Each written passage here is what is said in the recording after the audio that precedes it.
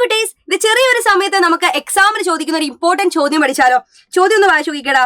താഴെ തന്നിരിക്കുന്നത് ചില രൂപങ്ങളുടെ വശത്തിന്റെ അളവാണ്. ചതുരം വരയ്ക്കുവാൻ കഴിയുന്ന അളവുകൾ ഏതാണ് എന്നാണ് ചോദിച്ചത്. So option A, B, C, D, ഈ 4 ഓപ്ഷൻ നിങ്ങൾ നോക്കുമ്പോൾ ആദ്യം നിങ്ങൾ ചതുരത്തിന്റെ പ്രത്യേകത അറിയണം. വേണ്ടേ? ചതുരത്തിന് ഏറ്റവും വലിയൊരു പ്രത്യേകത എന്താണ്? അതിന്റെ ഓപ്പോസിറ്റ് സൈഡുകൾ ഇല്ലേടാ, അതിന്റെ എതിർവശങ്ങൾ എന്തായിരിക്കും? ഈക്വൽ ആയിരിക്കും. സോ നിങ്ങൾ ഓപ്ഷൻ എയിലേക്ക് നോക്കിക്കേ. 5, 8, അതേപോലെ തന്നെ വന്നത് ആരാണടാ? 5, 8, 6, 7. ഇത് 4 വെറൈറ്റി ആണ്. അപ്പൊ ഒരിക്കലും അതൊരു റെക്ടാംഗിളിന്റെ സൈഡുകൾ ആയിരിക്കില്ല.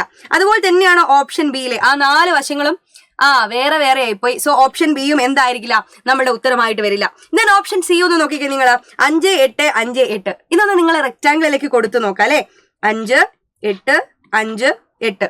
സോ ഇവിടെ തന്നെ നിങ്ങൾക്ക് മനസ്സിലാവും റെക്ടാംഗിളിന്റെ ഓപ്പോസിറ്റ് അല്ലെ, എതിരെയുള്ള വശങ്ങൾ എന്തായിരിക്കും? തുല്യമായിട്ട് കാണാൻ വേണ്ടി പറ്റും. സോ നമുക്ക് പറയാം ഓപ്ഷൻ സി ആണ് അവിടെ കറക്റ്റ് ആയിട്ട് കിട്ടുന്നത്. ഇവിടെ ഓപ്ഷൻ ഡി എന്ന് പറയുന്നത് ഉത്തരം ശരിയാണോ തെറ്റാണോ എന്നുള്ളത് നിങ്ങൾ എന്ത് ചെയ്യുക? കമന്റ് ബോക്സിൽ പറയുക. സോ ഇതുപോലെ ഒരുപാട് കാര്യങ്ങൾ നമുക്ക് അറിയാനുണ്ട് അല്ലെ.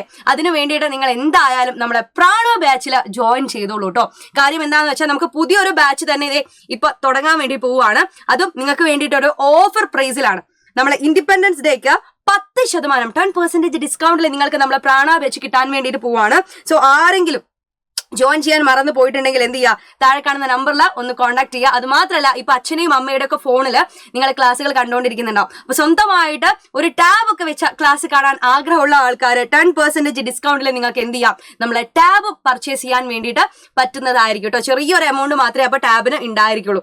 സോ അതുപോലെ നമ്മളെ വാട്സപ്പ് ചാനലിലേക്ക് ജോയിൻ ചെയ്യാൻ മറന്നു പോയിട്ടുള്ള ആളുകൾ എന്ത് ചെയ്യുക? ഈ ഒരു QR കോഡ് സ്കാൻ ചെയ്തിട്ട് നമ്മുടെ വാട്സപ്പ് ചാനലിലേക്ക് എത്തിച്ചേരുക.